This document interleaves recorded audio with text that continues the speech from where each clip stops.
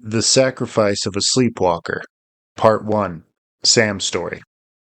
Sam did not wake up to his alarm as he had expected he would. Usually he woke up before his alarm at 8 o'clock around 7:30 or so. But here he was awake at 10 in the morning. He had to meet Jeremy at noon to prepare his next essay. So it wasn't a total loss. He raised his head from his pillow and looked at his alarm clock. The red numbers looked normal enough, and they weren't blinking as they would if the power had gone out. So why hadn't the alarm gone off? He sat up on the edge of his bed, arms hanging between his hairy knees. He inspected the alarm clock, adjusting the dial on the back to see that the alarm was still scheduled. He knew that the alarm would go on for a half an hour before shutting off on its own. Could he have slept through that? As he got up, stretching and cracking his back, his fingertips barely grazing the ceiling, he figured that he had gotten a pretty restful sleep, alarm clock or no. There was nothing strange about his bed. There was no sign that he had gotten out of it in the night. His door was still closed, window partly open. The first thing he did before showering or shaving was open his laptop computer on the living room couch, legs crossed and fingers drumming on the lid. He had the video feed from his camera streaming directly to the computer. He felt decidedly apprehensive that morning as he booted the program. Sam had always been a sleepwalker as far back as he could remember when he still lived down the hall from his sister at his old house. Of course, he never remembered these instances, but she had always been quick to recount his midnight visitations to her room, standing in the doorway with his eyes closed and holding out a pillow for her to take. He had never paid it much mind, although his sister wasn't there anymore to speak to him in a calm voice and lead him by hand back into bed. Now a single 25-year-old man living with his mom, he began to worry what he might get into in the night. Sometimes he woke up with his fridge missing half of its stock of sugar and carbohydrates, and sometimes even the stick of butter. Although these late-night snacks seemed harmless at first, he began to notice that he would wake up in the morning with his shoes on or a fresh shirt put on backwards. That did worry him because there was no telling what he might be prepared to do with shoes on in a haphazard shirt at 3 in the morning. These instances were few and far between. Oftentimes he woke up in exactly the same position as he fell asleep in, with his hands still on his chest like a man from a crypt. Yet in these rare mornings where the keys to his front door were still clasped in his fist, he had to start thinking creatively. He made a habit of stashing his car keys on top of the kitchen cabinet of his mom's kitchen so that he couldn't get to them in the night. He also thought about locking his bedroom door with a key, but he wasn't sure if his sleepwalking self knew how to unlock a door. He wasn't sure what he was capable of under the light of the moon. One morning after Sam woke up with his toothbrush on the pillow next to him, he told himself that he'd had enough and decided to see it for himself. There was only one way to determine how serious this bout was, so he set up a security camera in his bedroom. The kid he tutored, Jeremy, who knew everything about computers and electronics, but was admittedly clueless when it came to parts of speech and grammar, helped him set up the camera. As crazy as he thought it was, he was just happy to have a project to tool around with. Of course, the kid, at 15 years old, naturally assumed the camera was for recreational purposes, and he didn't hesitate in dropping innuendos and sly smirks.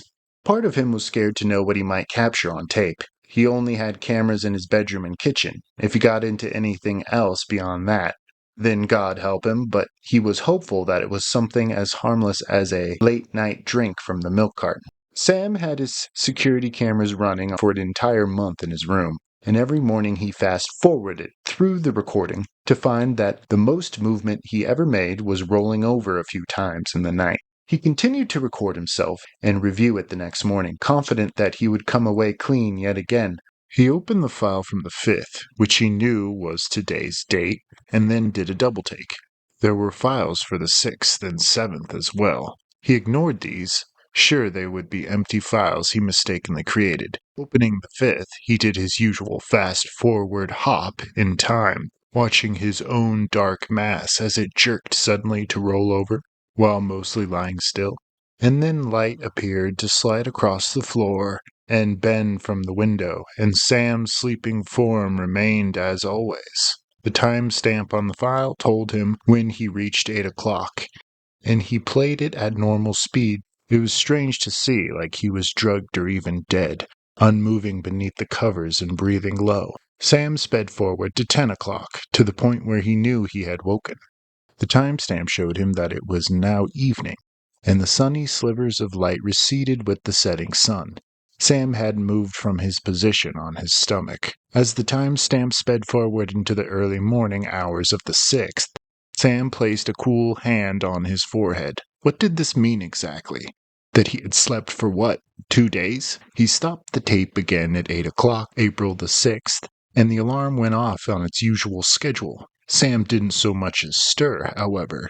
He hadn't moved in at least 14 hours. He continued along into the afternoon, into the evening, and back into darkness. The time stamp read the 7th. Sam was starting to breathe hard, his vision clouding around the edges. He didn't feel like a starving and massively dehydrated man. Plus, if he had really slept the majority of the week, his mom would have tried to wake him, but she never appeared in the footage, not once. There was no conceivable explanation in his mind, other than faulty equipment.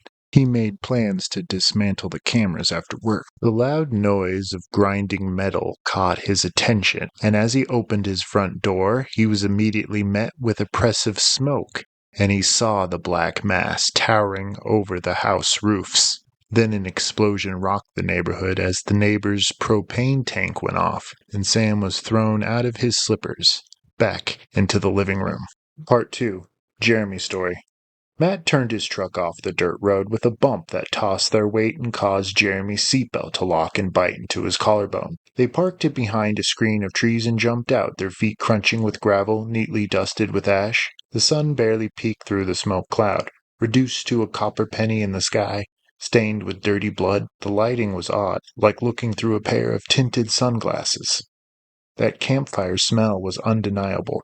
From somewhere within the belly of the forest, they could hear trees snapping and cracking in the fire. If it wasn't for the black wall of smoke consuming half of the sky, Jeremy would have thought that the tan forest was as good as ever. Everything was so green, leaves shaking like the bells on a tambourine, and the limbs moving in the wind just as he remembered from his childhood. Then the forest exhaled a hot breath of air, and Jeremy was reminded of the dangerous journey ahead of them.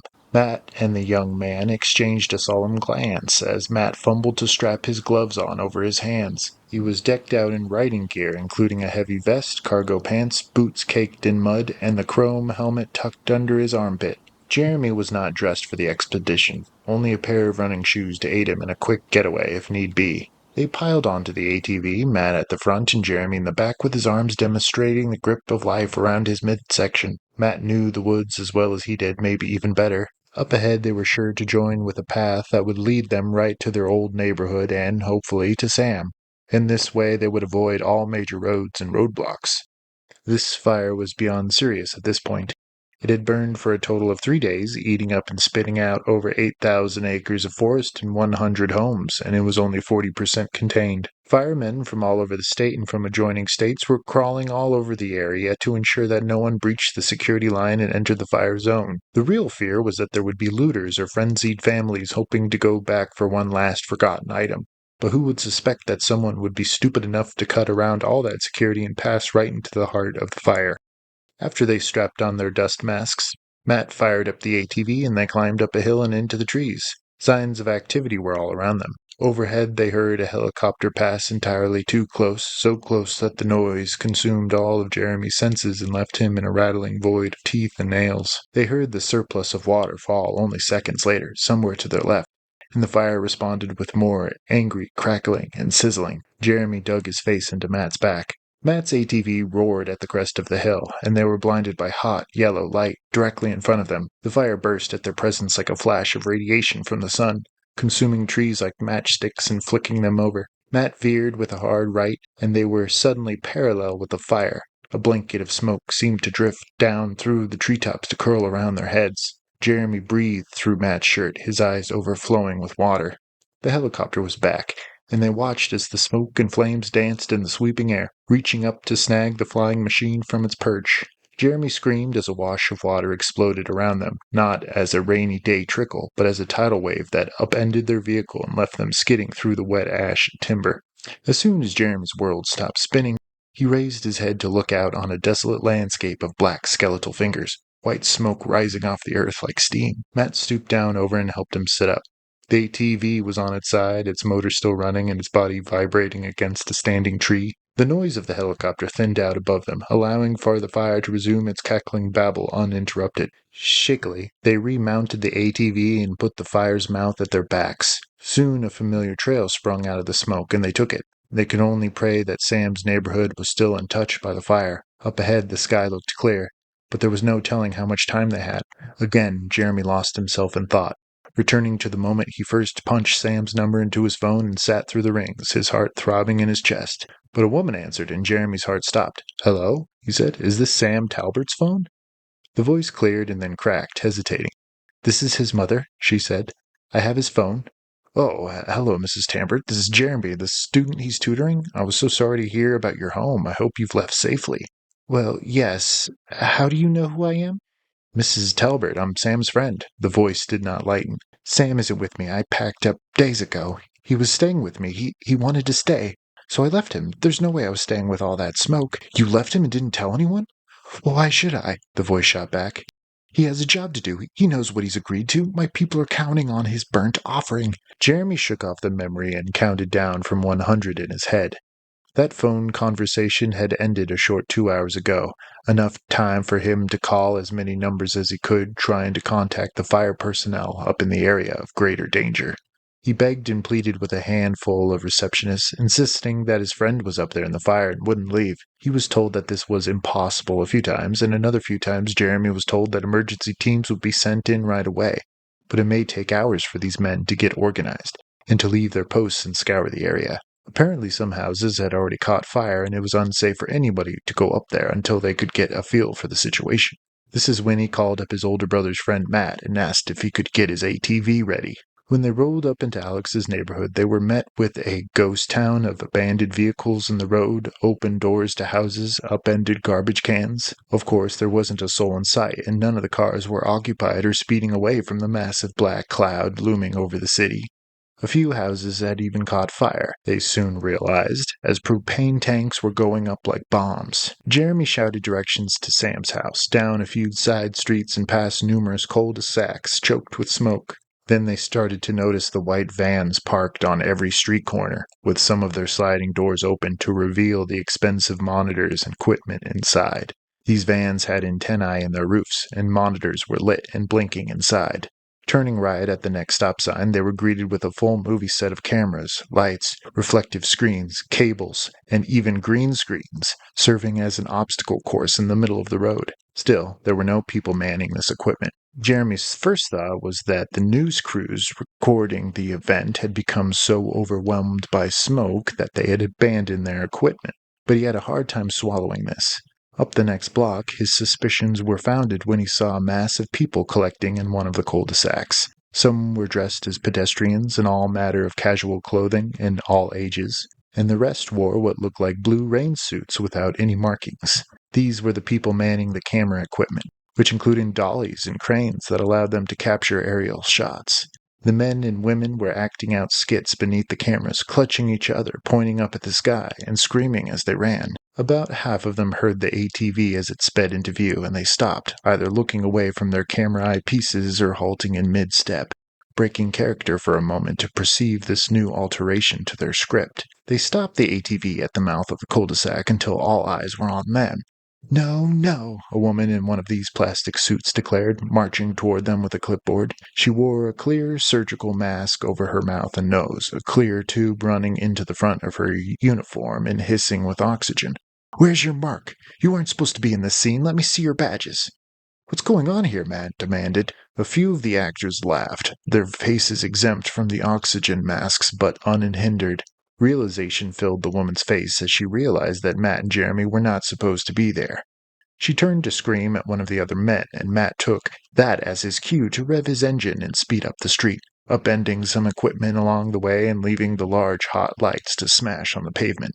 Men were shouting orders behind them, and they heard engines growl into life. Jeremy shouted the last direction to Matt as they took a hard turn onto Sam's street, which was also filled with people, all of them dressed in unmarked, ruby-colored robes. This marching line was headed toward them, two abreast, and they were moving slow and deliberately, heads bowed. At the head of the line, Sam walked just as slowly in bare feet in his pajamas, his head down and arms dangling loosely. The brigade followed closely behind. Soon as they heard the commotion at the end of the street, the robed people scattered into the lawns and backyards, some picking out a safe place on a porch to monitor the ATV as it skidded to a halt beside Sam. They did not seem concerned to be spotted by the white vans of film crews turning onto their streets, or the black helicopters that had suddenly filled the sky and were circling overhead.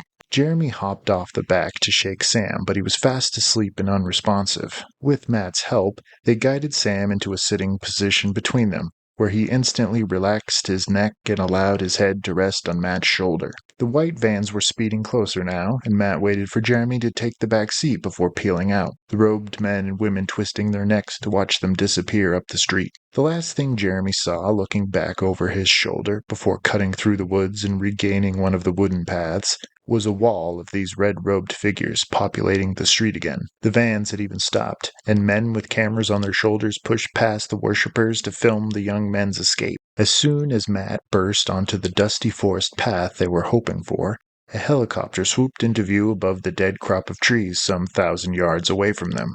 A green, translucent, barely perceivable beam of light emitted from the helicopter's undercarriage and erupted in a new ball of fire at the crown of these trees. Then it shot out of sight, its propellers kicking up a new whirlwind of breathing fire they had no choice but to circumnavigate. They were now off trail, and Matt made a quick second decision to launch off a naturally formed ramp of earth, bursting through the harsh wall of fire and smoke and landing with sore tailbones in an unburied clearing of stumps. Matt swerved through the course like dodging cones in a driver's test, and they were able to plow through a stream and into a much wetter swamp. The devastation was behind them now, and the roar of the helicopters had diminished. They both breathed a sigh of relief when they saw the traffic-congested highway just down the green valley from their place in the high grass. Jeremy would let Sam sleep for a little longer, but then what? None of them could return home after what they saw. And the thought must have occurred to Matt because he directed his ATV south, parallel with the highway, instead of north toward their city and homes, concerned parents and pets. Their faces and vehicle were captured on camera, and Jeremy wasn't sure if their likenesses would be plastered on the news with all the rest of the fake screams and running tears of those crisis actors selling their souls in the burning streets. He had a feeling their names would quickly become synonymous with the Great Tan Forest Fire, the true arsonists, the breaker of the rituals, and enemies of the state.